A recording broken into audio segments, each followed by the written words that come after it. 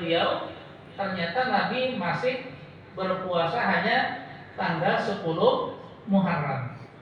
Dan karena itu dilakukan Nabi sampai akhir hayat, sejak sebelum beliau jadi Nabi sudah ada puasa Muharram. Lalu setelah beliau jadi Nabi, kemudian beliau puasa 10 Muharram sampai akhir hayat, maka bahasanya sunnahnya Nabi, kebiasaan Nabi, tradisi Nabi berpuasa Muharram itu hanya 1 hari, yaitu pada hari Asyura tanggal 10 Muharram.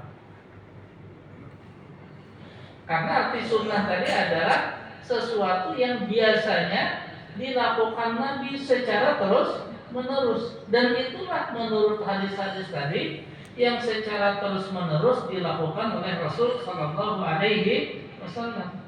Maka yang bisa dikatakan sunnahnya Nabi berpuasa Asyura itu hanya 1 hari, tanggal 10 Muharram.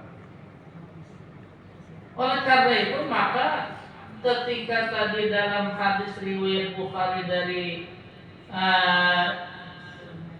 Ibni Abbas, yang mana sahabat protes kepada Nabi, lalu Nabi bersabda, tahun depan insya Allah kita puasa Muharram ini dari tanggal 9.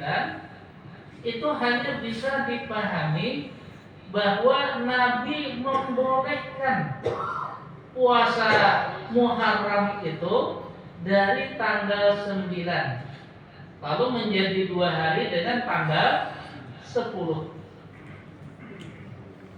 Sebab kalau ternyata tanggal 9 dan tanggal 10 Muharram itu lebih baik daripada hanya puasa tanggal 10 Muharram, maka pasti Nabi melakukannya sejak Islam diturunkan kepada beliau. Beliau akan berpuasa Muharram dari tanggal 9 sampai tanggal 10. Karena Nabi itu tidak akan melakukan sesuatu kecuali apa yang diperintahkan oleh Allah. Ayat Al-Qur'annya mengatakan, A'udzubillahi minasyaitonirrajim, wa ma yantiqu 'anil hawa in huwa illa wahyu yuha. Nabi itu tidak pernah mengatakan sesuatu dari keinginan beliau sendiri, hawa. Tetapi semuanya itu adalah wahyu dari Allah yang diwahyukan kepada beliau. Jadi berarti yang diperintahkan Allah kepada Nabi, lalu Nabi perintahkan kepada para sahabat dan semua umat beliau, hanya berpuasa pada 10 Muharram 1 hari. Dan Nabi membolehkan dari tanggal 9 hanya karena ada sahabat yang protes.